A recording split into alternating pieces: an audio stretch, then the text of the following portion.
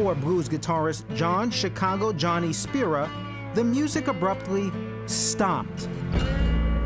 It's like he vanished into thin air. Last seen at his business, Universal Cable Construction, he disappeared without a trace. During a search of the business, detectives noticed his car had been moved, and there was a large piece of industrial-strength plastic missing. That is a glaring piece of evidence. Evidence that leads family members to believe the worst.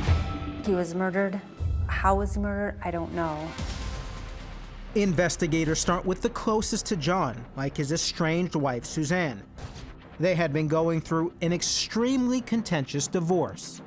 When she was approached about taking a polygraph is actually when she consulted with an attorney and no longer cooperated with the investigation.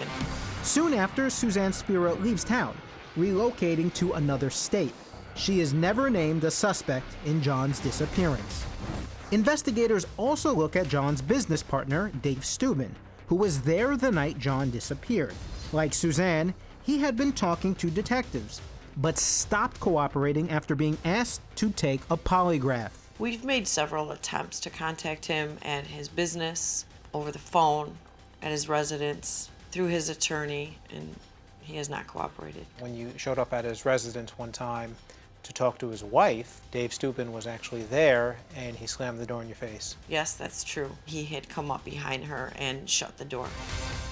Interview over. Interview's over. So Dave and Suzanne are no longer talking. So to be fair, Dave Steuben may not be the only person with motive to get John out of the way. That's accurate, yes. Shockingly, investigators discover John has a few hidden secrets that piqued their interest. It turns out he had more than a wife and a girlfriend. Cops soon learn his dance card was full. We learned that John had a couple other romantic involvement with other women. So certainly in those situations, and at least one we know was married, there's the obvious, the romantic angle of, a spurned or jealous husband that could have been involved. Were you able to pursue those leads? We have attempted to pursue them, yes, and unfortunately we've run into other roadblocks with people not wanting to talk to us. But John's brother Tom believes all roads lead back to Dave Steuben and Suzanne, who he says actually conspired to get rid of John, and money was their motive. So you think the estranged wife works with the business partner to off your brother, the husband? Yeah, it solves Suzanne's problem because I don't think she wanted to get the divorce. I mean, why? Look at the house they lived in. Look at the income he had. I mean, she had a very, very healthy lifestyle. The divorce was going to end that, and I think that she was going to do everything that she could to hold on to that institution. And she shared this information with Dave, and Dave said, well, we think his half of the business is probably worth X, and you'd get that income, or whatever deal they seem to have made. Police have never charged Dave Steuben with any crime connected to John's disappearance.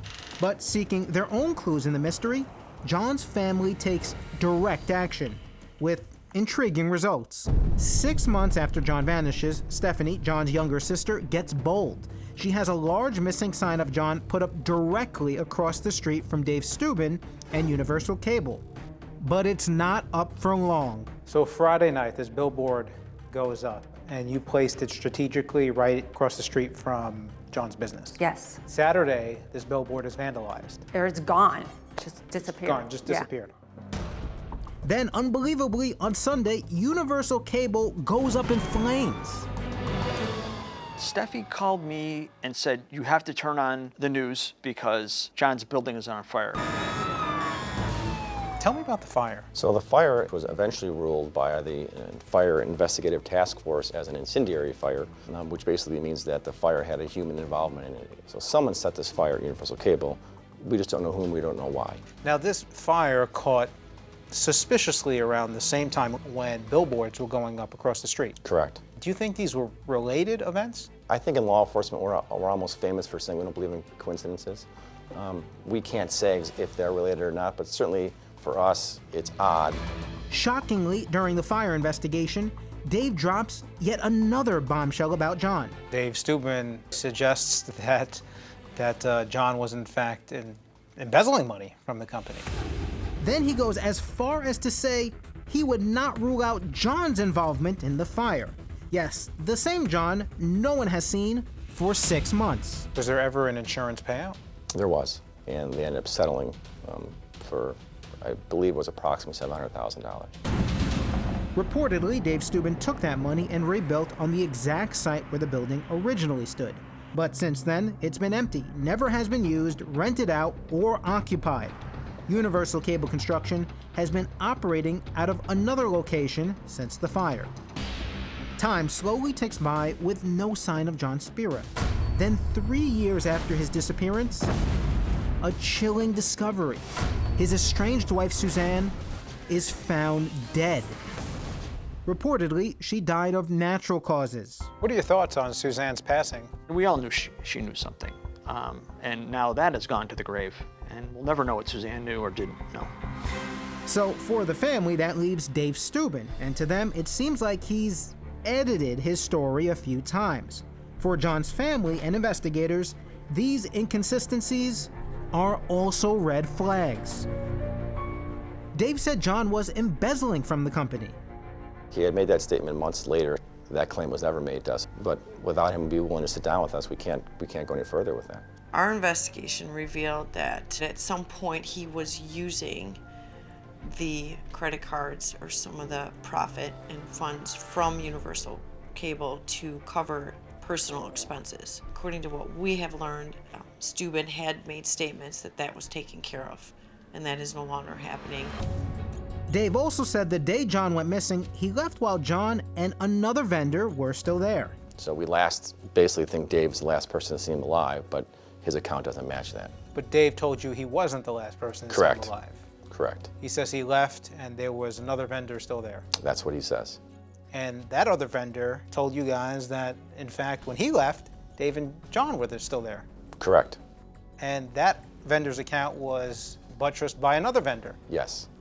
Yes, they both, those two vendors or subcontractors corroborated each other's statements. They would have no reason to lie. No, and furthermore, they're not friends, they're not co-workers, they don't have a working relationship to even know who each other really are. What does that tell you? Certainly makes us think that there's more he knows or more involvement than he wants us to know he had.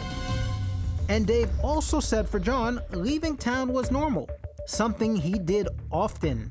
Dave Steuben had remarked that it wasn't unusual for John to be gone for a week at a time, and he had done this in the past. Our investigation showed that Dave Steuben's the only person that had that belief.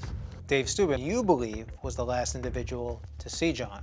Yes. And he's the only one that's concocting this story, that John would be incommunicado, off the grid, for a week at a time. Yes. Is that a red flag? Yes. Coming up, Dave Steuben won't talk to detectives, but will he talk to us? We're doing an investigation to the disappearance of John Spira. Why are you covering your face already?